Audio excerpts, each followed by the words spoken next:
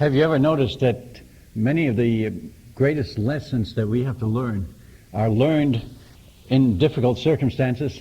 And God has to put, that's when we seem to learn best. And we had one of these situations when we came back from the mission field. My wife Carol was sick, and she was had this liver problem, hepatitis, and she was really ill for a year on the field, and we had to bring her home. And that was one of these situations. We were hurting in several areas. As a missionary coming home, we had only our suitcases. Can you imagine? We had 4 growing children starting into their teenage, and no winter clothes, and no car, and no home, and just came home. And our home church in Canada said, "Don't come here, you'll never make it. The economy's so bad." Carol's home church had folded. Her folks had moved to Florida. We didn't really know where to go. We ended up in Mansfield, Ohio, and there this church took us in, and they carried in the furniture. They were so good to us. We weren't even members there. They hadn't even supported us, but that's where we went.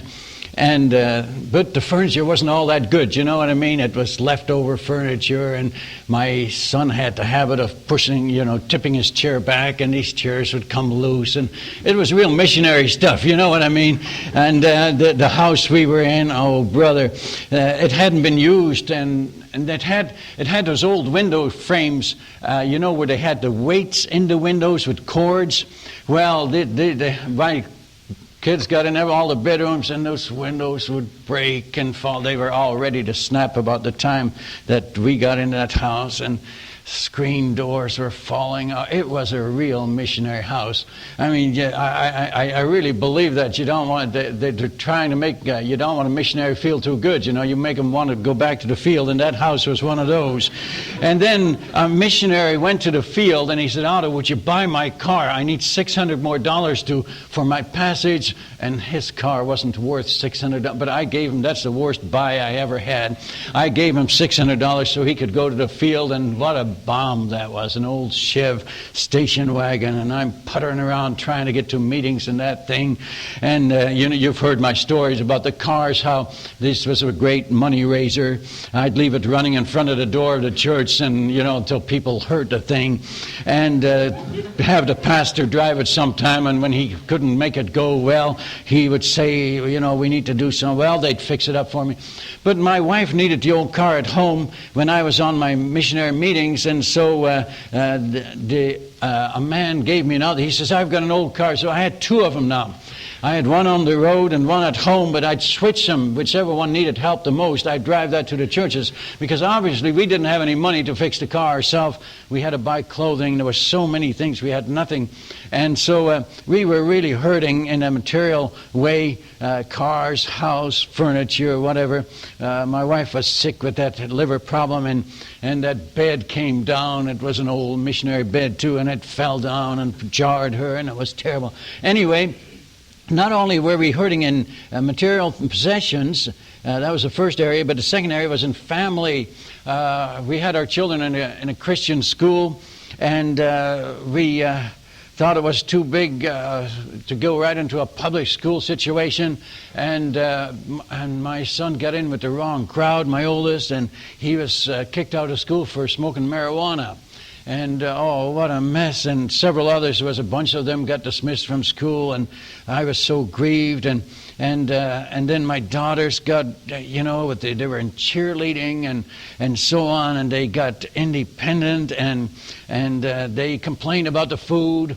They'd rather go to McDonald's than we served the best we could. It wasn't all that good. But anyway, I had family problems in my home. And then, of course, the health problems, the third area. My nerves are bad again. You can see that, because every time you come home from meetings, there's stuff broken and you don't know what to do. You don't rest at home because you got all this stuff to fix. And I'm not a good mechanic, so I wired a car together, wire and glue. I can do that, but not much in mechanic. And so health problem, my wife's sick, and so on. And so I would go on meetings, and the meetings were victorious Christian meetings, victorious living. And that was it was all right on the road, but at home it wasn't all that victorious. And so it was kind of, it bothered me some, but the meetings were going good, and I needed to keep preaching to get some money because I had no trade or I didn't know what else to do. And so I make the meetings longer and longer because I kind of hated to be home. It's such a mess at home, the kids are rebelling and the wife is sick and everything's broken down and boy, but that's no good. You can't run away from your problems. I have to come home sometime, but I could hardly pray at home because everything is falling apart around you. How can you keep your mind on your prayers? You say, well, I got to do this, I got to do that. And so I would go to the park and I would jog around the park there and then I'd sit on the park bench. It was early spring and I'd pray there and I'd say, God, and you know what I was reading about Job, and what I saw there just amazed me. Job had the same 3 problems as I had. No, I shouldn't say it that way. I had the same 3 problems that Job had. He was hurting in possessions, remember? He lost all his cattle and all his children. And then he was hurting in family. He lost his children and his wife lost her faith. Remember that? And so his family was hurting bad. And then he was hurting in health. Remember that? He had these boils. And I'm sitting there and I'm amazed, saying, man, I got something in common with Job. So I start studying that, and I start seeing that Job was a tremendous target for Satan. I don't think Satan liked Job at all. I had a feeling he didn't like me at all, and that's a good thing, I really believe. We prayed so hard that Carol would get well so we could stay on the mission field. Things were so good, a revival. The tribes people were coming to the Lord, and we didn't want to go home at this time. And God wanted me home. He wanted me to, he put a message on my heart for the home churches. And I was sharing all the stuff that I'd learned. But I saw Job as a tremendous target. He's rich. It said he was the greatest of all the men of the East. In other words, when it mentioned he had thousands of goats and asses and camels and sheep and all this, and it said in that context he was the greatest, he was the wealthiest man of all the people. And then also we saw that God talked about Job very highly because he was perfect before God. And he was a wonderful Christian. Now here's a terrific combination. A wealthy man that's a tremendous Christian. Now he becomes a target of Satan. Because if Satan knocks off a wealthy man, everybody will hear about it and talk about it and know about it. And that's why we have to pray for our leaders. And because the biggest guys, and that's why some of these great leaders fall. Because Satan is on them. If he can destroy them, he makes them a laughing stock, and it's all over the newspapers. And so Job is a tremendous target of Satan. And I can just imagine Satan going around Job's farm and watching all that's going on. And he sees his 10 children, and he sees all his flocks and all his servants. He was very great. He had many. And can you imagine Satan saying, wow, I wish I could get at him. He's one guy I want to bring low, bring down. But man, he's going around this farm and he can't get at him. There's somehow Satan couldn't touch Job. Now that reminded me of, and it's because Job had a hedge around him, didn't he? And it protected everything he had. Everything under Job's authority was blessed. It'd been a blessing to be a servant of Job and work for him, wouldn't it? To be a child of Job. Because, it's explained there in Matthew 12:29 that the thief cannot spoil the goods of the strong man. He can't touch anything under his jurisdiction, because as long as that strong man is right there, man, it's all safe. And it means there, and that is in the context of Satan tempting people and so on and destroying people. And so everything under his authority is blessed. And that's the way it is in any authority structure, in any chain of command situation. The teacher over a classroom, if that teacher has that hedge, then everybody is blessed. The boss over the servants, and the over the employees, the head of an organization over the organization, and the father over his home, and so on. Wherever you have that, and I've learned that Satan respects that authority structure just like God does. He recognizes that he can't get through. Well, and that's the way he was. Now on the mission field, we had a chicken pen. and we had these nice fat hens that we were using, getting eggs from and so on.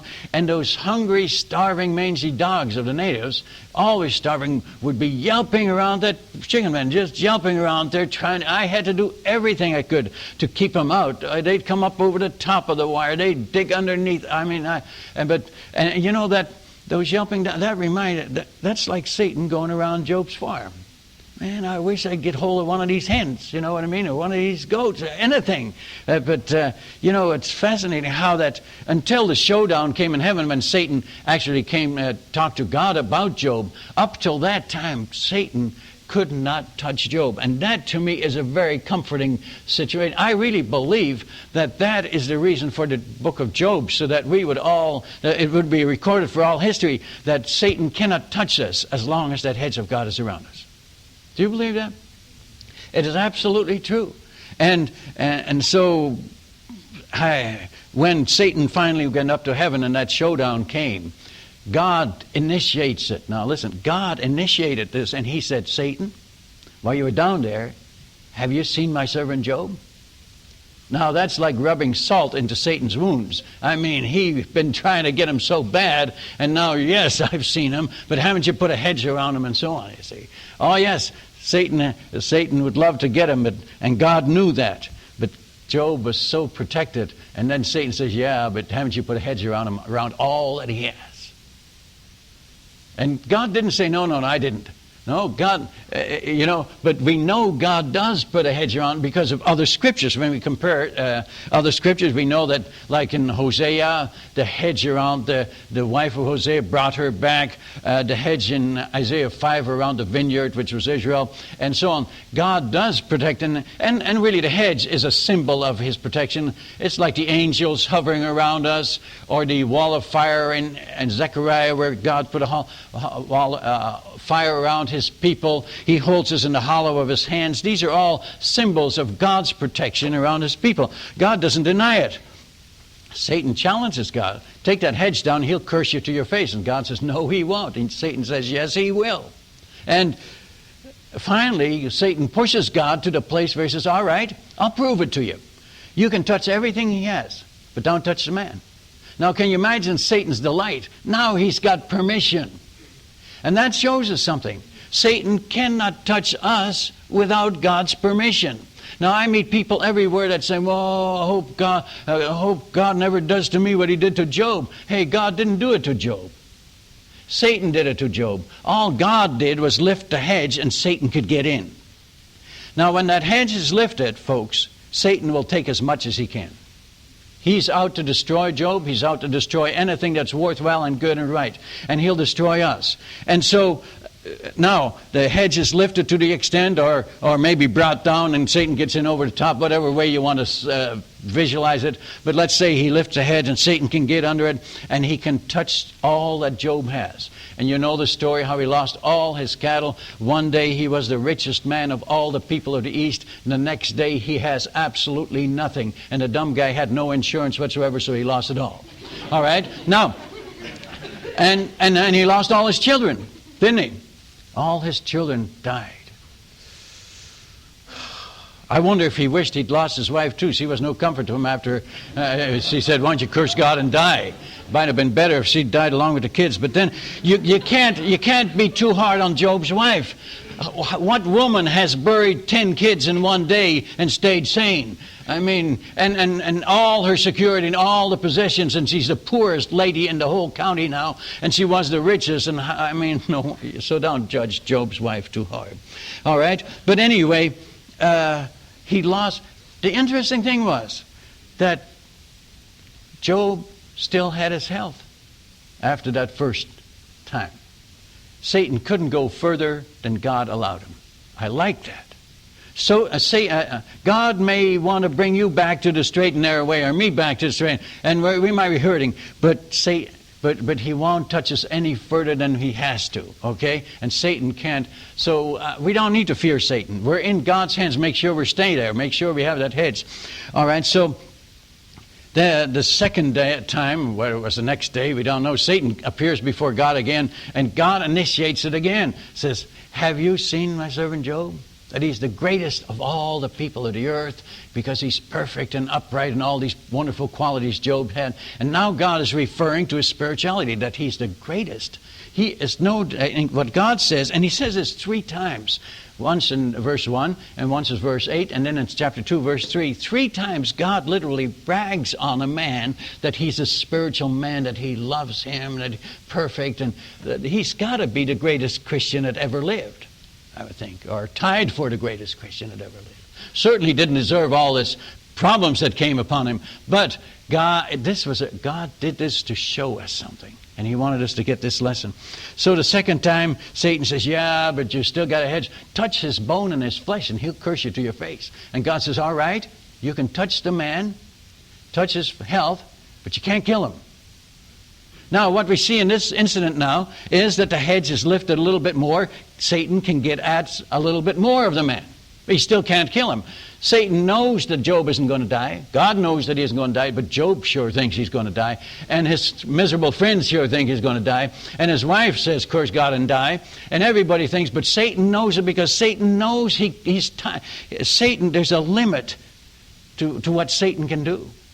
Because God is still overall. And so now you see Job on that trash heap outside his farm, scratching his boils with the broken pottery, miserable. And then you have all these miserable chapters in between, about 38 of them describing all. And his wife says, curse God and die. And Job, what a man. I know that my Redeemer lives. Wow, what a statement. Though he slay me, yet will I trust him. Shall we receive good from the Lord and not evil? What answers this man has? What faith he has in this wretched situation in which he is, dying man in that situation. But as I saw this thing, and I'm sitting there hurting in the park because of my own problems, and they weren't nearly what Job's were, yet I thought, how did that hedge come about? And how did he get that hedge? And then I saw it, and it's in these 3. He was perfect, and that's pure and holy living. He has a right relationship with himself, his conscience, clear conscience, and so on. And then he's upright, just, honest, right motives, and that's his relationship with other people. He's got that right. He has a fear of God. That's an awe of God, a respect of God, which is a right relationship with God.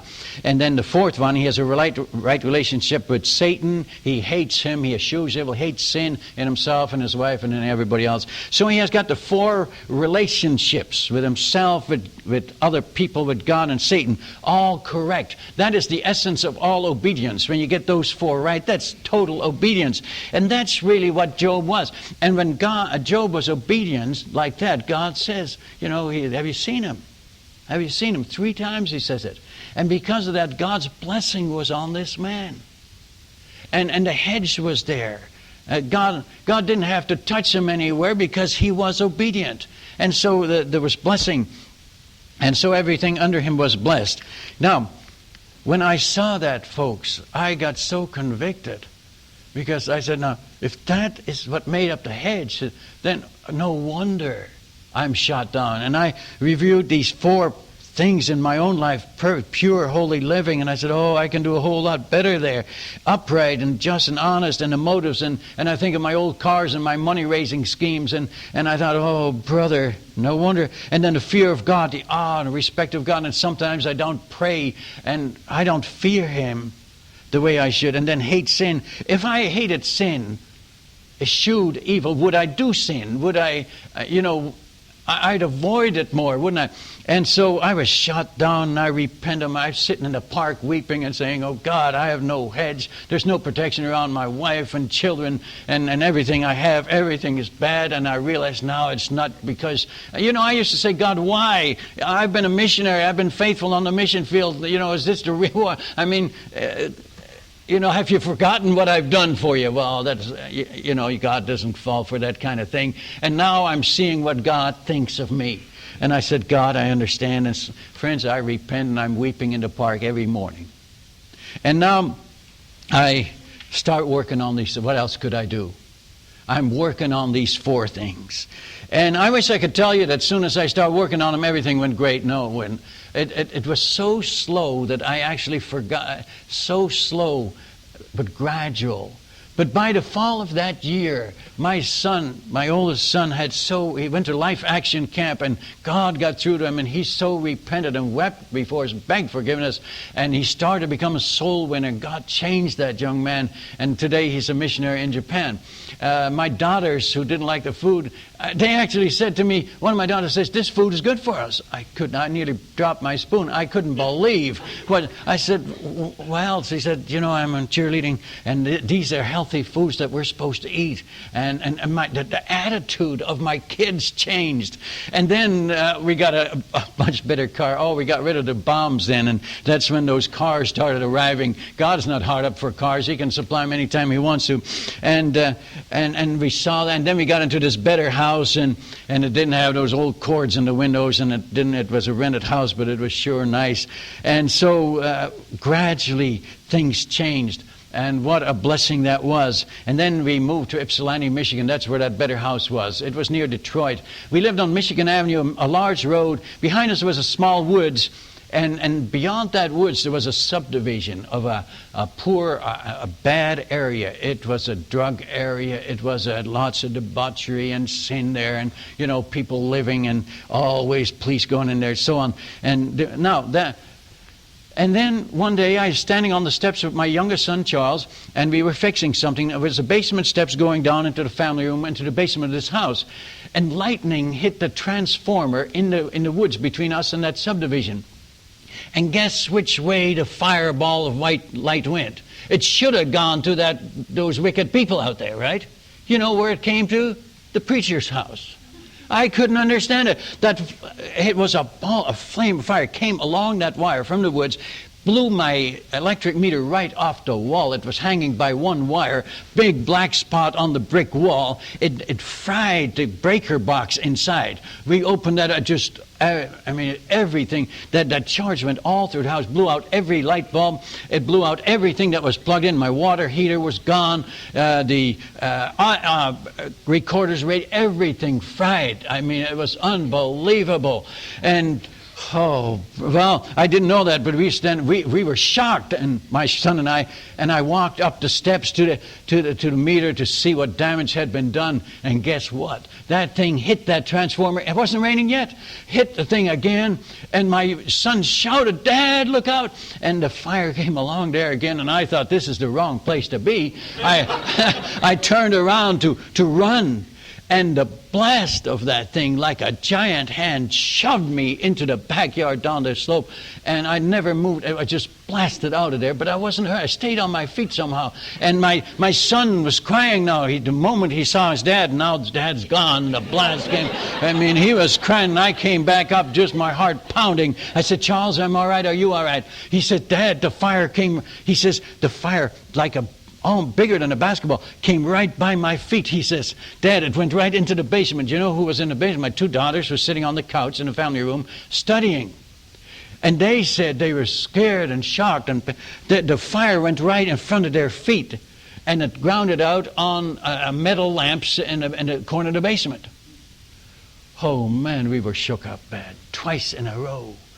Friends, you know what I did? I got on my knees. I went to my bedroom. I said, "God, I want to talk to you. You sent the ball of fire the wrong way, and you did it twice. They were the ones that needed it." And he seemed to say, "No, I sent it the right way." I said, "God, I don't know what you're saying. What are you saying to me?" And I said, "God, I lost everything. I can't afford to lose everything." And finally, as I prayed, God got through to me. And it was on this thing. And I had strayed. Do you ever stray off the path? I had strayed again. You know what God does? He tries to bring it. He loves us so much. He brings us back. And so he's touching me, right? He's nudging me, right? And he sensed the lightning. Man, it was really vivid. And I get back on, and I see what I'd done. I'd let up on one of these four areas. I'm not going to tell you which one it was. It's none of your business. But I let up, and I say, "Oh God, the hedge is gone." The hedge is, why? Because I've wandered out. When you wander out from the hedge, like the prodigal son, you're hurting, because Satan will. When you're vulnerable, Satan will want to destroy you. And so that's what happened to me. And as I said, God, I thank you took all my stuff. And all of a sudden I saw something that I'm so anxious to share with people now, is God touched my material things. Area A in Job, remember, was possessions. Lost that first. Area B was what? Family. Lost that. Area C was health. And God touched my area A to bring me back to himself. It was vivid. And all of a sudden I said, God, I'm so glad you touched my things. I'd rather have him take my car than my child. What would you say? I'd rather have him take my house than my health. I said, God, you can take, please always use that to bring me back. And then I thought of how I was shoved into the backyard and my health is intact. And I said, God, you saved my health. And then I thought of my family. The fire went by their feet and all 3 kids are okay. And I said, God, you didn't touch I've got my health and I got my family, and I lost a bunch of electrical stuff, which has all been replaced. Okay? And I thanked him, and I said, God, whenever I stray, and I'm so apt to stray, will you always touch my possessions? And I'll get the point. I'll get on my knees and say, God, what are you trying to say? Because I thought he'd send that fire the other way, but he sent it my way. And friends, I got right with God once again, and I just praised the Lord. And you know, as I thought about these things, God loves us so much. He would rather touch my possessions than my...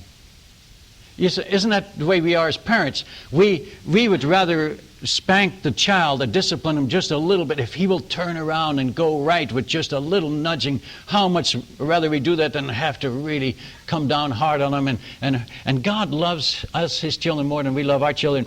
And so God would rather just nudge us a little bit with things that don't, hey, all the material things are going to burn up and be all gone in time anyway. They wear out and burn up and so on anyway. So if God so God would rather touch us a little bit to bring you back. Yeah, and you know the whole concept of God, the shepherd, the gentle shepherd, who goes after that lost sheep that's strayed away from the fold. And in the middle of the night goes and picks that sheep up from among the thorns and carries it to his bosom. Right? The gentleness, the tenderness of God bringing us. That's God. His great compassions fail not. And so that's how I see God. But if that sheep keeps wandering away, what does the shepherd do? He breaks a leg, right? Remember that sheep he's got to lay down by the shepherd now until that wound is healed and the break is healed. And by that time he knows the shepherd's voice, right? And by that time he doesn't wander off. So God says, if you don't learn the easy way, I'm going to have to break your leg, right? Touch your health or something. But that's the way we see God. Now in America there's a thing happening which isn't happening in other countries of the world. And this is the problem, is it's insurance. Now, we insure area A, right? You see the material things, the possessions. We cannot insure area B, family, and C, health, okay? And the way we Christians have done this thing, we've followed the world in this thing. That's the way the world... Well, the world doesn't have God. They better have all the insurance they can get, right? But we have God. But we followed along with that. And we've really said to God, God, I can't trust you with my possessions. And that's not true at all. God's got a hedge. He can take care of everything we have. And so what happens is when we insure area number 1, A, possessions, God looks at us and he wants to nudge us back to the straight and narrow way. He's got to touch B or C. See, if he says, well, I'll touch him in his possessions, and then God says, no, he's got that fully covered. If I touch that, he'll get it all replaced. As a matter of fact, he'll pat himself on the back and saying, good stewardship, good thinking, and he actually feels good that he's paid into insurance so long now he's getting some back. And he pats himself on the back and saying, good responsibility. And what he's going to do is he's going to get more insurance the next time, and he'll be more independent, and he'll be more depending on man and less depending on me, and he'll go spiritually the wrong way. No, that's not what I want to do. I want to bring him back to myself, to dependence. And so God is then almost forced to touch area B and C, and that's what we see today in the Christian church. Families hurting and health. You see so many health needs and family needs and so on. And now health needs show up the most because everybody says pray for health. They don't want to say, hey, I have no food to put on the table tomorrow morning, because then we get judged by our Christian brothers and says, oh, that guy isn't working hard enough, he's lazy, or he's not spending right, or he's doing something wrong, and God's not meeting his needs. And so we don't bring too many requests on material needs to the prayer meeting. Neither do we family needs. We don't hear many requests. Pray for my marriage. It's, my teenagers were rebelling in my house. We try to keep on our Sunday smile on, make everything look good, as if everything's victory. But friends, we're hurting in all three areas. But now we see, with this insurance problem, we see that we're hurting more in the other two areas. And so that we become very vulnerable in family and health when we insure number one. And really what it's saying to God, if I could insure the other two areas, I'd do that too. You see, and you wouldn't need God at all. You don't say that, but that's the message God gets. Now you can insure medical to pay the bills after you lose your health, after you get in the hospital, but that doesn't. You can't insure that you're going to stay healthy or that your family is going to turn out right. And you see the tremendous problem this is today, and you see how vulnerable we get because we go along with the world in this area of insurance. And so I call this message "Living in God's Compound." You know what? The compound is the old missionary compound. It's a negative connotation, but the missions used to get together and then it kind of protection from whatever. And so living in God's compound is the protected place in God's place. Now, if we stay there, if we are going to live in God's compound and have that hedge, then we should avoid insurance altogether, or we should definitely cut down. That's a pretty strong statement. And we should definitely cut down on it, avoid it if possible, because if you do that, friends, God is not going to be pleased at all, because even though you live in God's compound, yet you're going to stray, and God's going to touch something and bring you back because He loves you so much.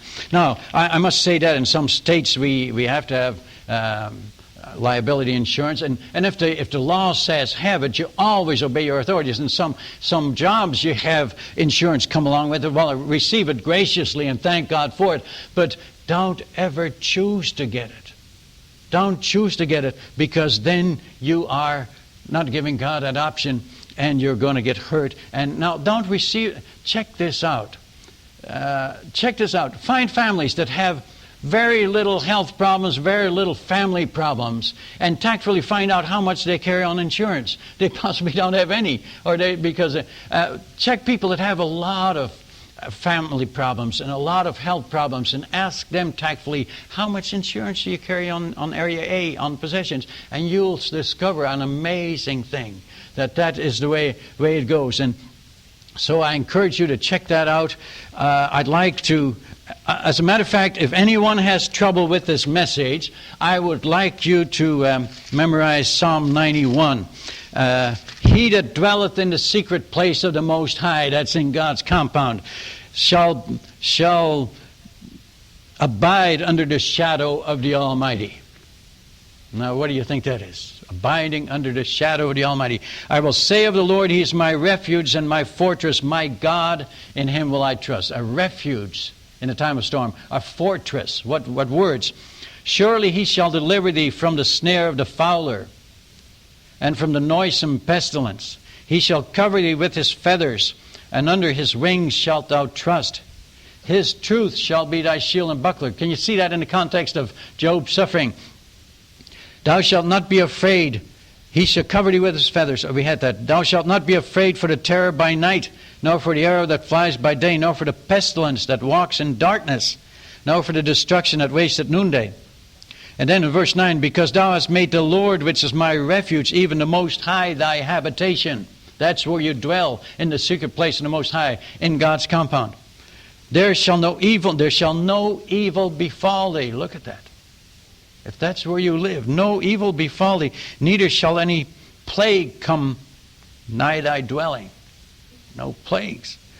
And for He shall give His angels charge over thee. And that's the hedge, isn't it? To keep thee in all thy ways. They shall bear thee up in their hands, lest thou dash thy foot against a stone. And then Verse 14, because he hath set his love upon me, therefore will I deliver him. I will set him on high. And that's where Job was. I will set him on high because he hath known my name. He shall call upon me, and I will answer him. I will be with him in trouble. I will deliver him and honor him. With long life will I satisfy him and show him my salvation. Memorize that. And then you'll see how he can live in God's compound, in his dwelling place. Let us pray.